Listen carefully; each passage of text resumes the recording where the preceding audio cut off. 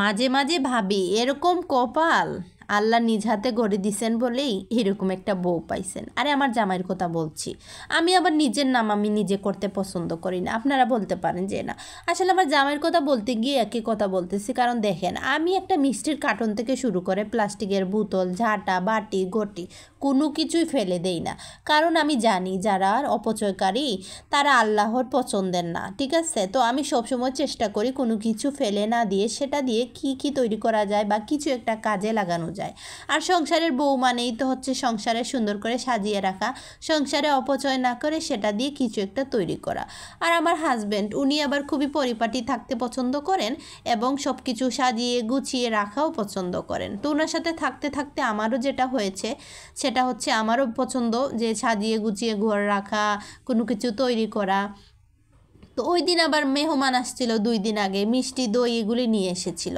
তো বক্সগুলি আমি প্রথমে ভেবেছি যে এটা দিয়ে কি করব, গ্রামের বাড়ি হইলে এটা খড়ের মতো করে রান্না করা যাইতো লাকড়ির চুলায়। তো যেহেতু আমাদের শহরে থাকি আমরা তো আর লাকড়ির চুলায় রান্নাও করি না, এগুলি ফেলেই দিতে হয়।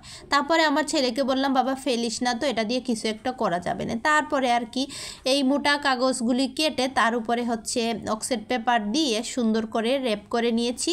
তারপরে র্যাপিং করা হয়ে গেছে। তারপরে হচ্ছে আমার মনের মতো করে কিছু একটা আঁকার চেষ্টা করতেছি। আসলে আদৌ কি আঁকবো সেটা এখনও ট্রাই করিনি, কিন্তু মন যেটা চাইতেছে ওইটাই করে করে যাইতেছি। আর আমি জল রং দিয়ে এই ফার্স্ট টাইম কাজ করতেছি। তো আদৌ কি মানে কীরকম হয়েছে না হয়েছে অবশ্যই আমার ভিডিওটা দেখে কমেন্টে জানাবেন। ভালো হইলেও বলবেন আর পচা হইলেও বলে যাবেন, কারণ আমি কিন্তু এত চিত্রশিল্পীও না। আমি যেরকম ভালো লেগেছে সেরকম করে করার চেষ্টা করেছি। তো যাই হোক, তো অবশেষে 3টা এঁকেছি। আমার একটা দেয়াল খুবই মানে খালি রয়ে গেছে, এখানে কোনো কিছু রাখিনি। তো ভাবলাম যে এরকম একটা কিছু আঁকি আর এখানে ছবি টবি তুললেও ভালো লাগবে। আর অবসর সময় আমার একটু জ্বর ছিল, শুইতে শুইতে ভালো লাগছিল না। তো হঠাৎ মাথায় আসলো রাত্রে 12:30টার দিকে যে দেখি কিছু একটা করা যায় না। কিন্তু আমার ছেলে বলছিল যে আম্মু এখন তুমি এগুলি করবা না, আব্বু এসে দেখে যদি তুমি এরকম আঁকাআঁকি করতেছো তোমার জ্বরের মধ্যে, অসুস্থের মধ্যে, আব্বু চিল্লাবে। আমলাম থাক সমস্যা নেই, ভালো লাগছে না। তো হাজব্যান্ড কিন্তু এসে বলতেছে কি করতেছো তুমি না অসুস্থ? বললাম হ্যাঁ অসুস্থ, বসে বসে বোরিং লাগতেছে তাই এরকম করলাম। তারপরে বলতেছে হায় হায়, আসলেই তো মনে হচ্ছে না তুমি যে নিজের হাতে করেছো বা এটা কাগজ দিয়ে করেছো, অনেক সুন্দর হয়েছে। তারপরে বললাম হায় রুহুসাব তোমার কপাল, আমার মতো একখান বউ পাইছো। মুস্কি মুস্কি হাসলো আর আমিও একটু মজা করে নিলাম।